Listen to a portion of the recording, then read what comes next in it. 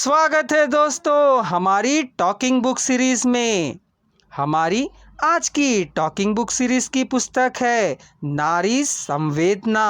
मृदुला सिन्हा के उपन्यासों के संदर्भ में इसकी लेखिका हैं डॉक्टर रमा पद्मजा वेदुला।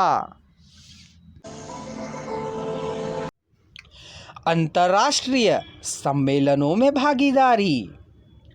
श्रीमती मृदुला सिन्हा की विदेशों में आयोजित अनेक अंतर्राष्ट्रीय सम्मेलनों में सक्रिय भागीदारी रही है।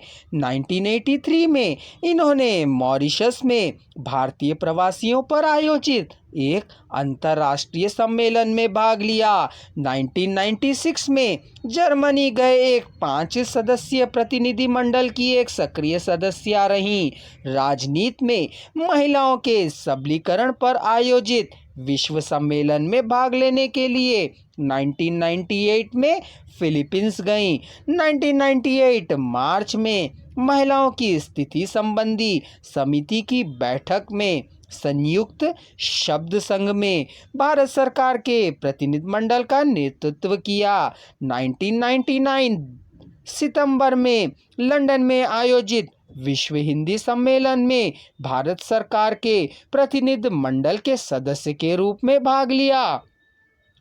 2000 जून में न्यूयॉर्क में संपन्न संयुक्त शब्द सामान्य सभा के विशेष सत्र में भारतीय प्रतिनिधि मंडल के सदस्य के रूप में भाग लिया। यह विशेष सत्र महिलाएं 2000 लैंगिक समानता 21वीं सदी के लिए विकास और शांति विषय पर आयोजित थी। जून 2003 में सूरीनाम में आयोजित विश्व हिंदी सम्मेलन में भारत सरकार के प्रतिनिधि मंडल के सदस्य के रूप में भाग लिया।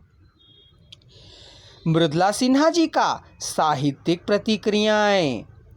अपनी कहानी भ्रम की व्यथा कादम्बनी पत्रिका में प्रकाशित नहीं करने के लिए 1978 आग्रह करने पर संपादक राजेंद्र अवस्थी का कथन था, आपने 2-4 कहानियां लिखी हैं, आप कैसे कह सकती हैं कि यह कहानी नहीं है, और मैं तो संपादक हूँ, मुझे कहानियों का कहने ना कहने का हक है। मैं आपकी कहानी कादम्बनी में छाप रहा हूँ, आप अपनी एक तस्वीर भेजें।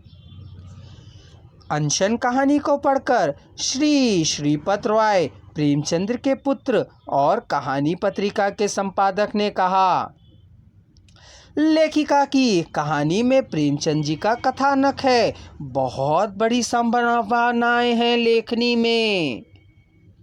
श्री जिनेंद्र कुमार कहते हैं, विकलांगों को आधार बनाकर लिखा गया संभवतः हिंदी का प्रथम उपन्यास जो मेहंदी को रंग है, सरकारी और गैर सरकारी प्रयत्नों से भी बढ़कर स्वयं विकलांगों की मानसिकता में परिवर्तन की राह दिखाता यह उपन्यास जीवन और समाजोपयोगी है। सुपरिचित लेखिका मृदुला सिन्हा की सहज शैली और विकलांग पुत्र के संग जीने से उत्पन्न सहानुभूति से भरपूर यह उपन्यास पाठकों को अवश्य प्रेरित करेगी। उपन्यास में लेखिका ने विकलांगों की समस्याओं पर बड़ी ही हृदयस्पर्शिता व मार्मिकता से अपनी लेखनी चलाई है। इस तरह यह एक शोधपरक उपन्यास है।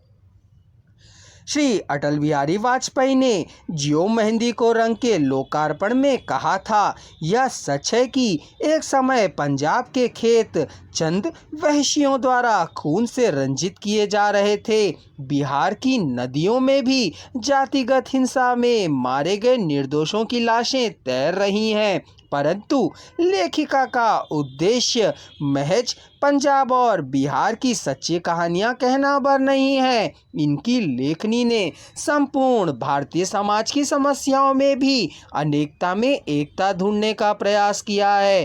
ग्रामीण जीवन की विविधताओं और विशिष्टताओं को जीवंतता से उकेरा है। घोर अंधकार में भी प्रकाश ढूंढती रचना सराहनीय है।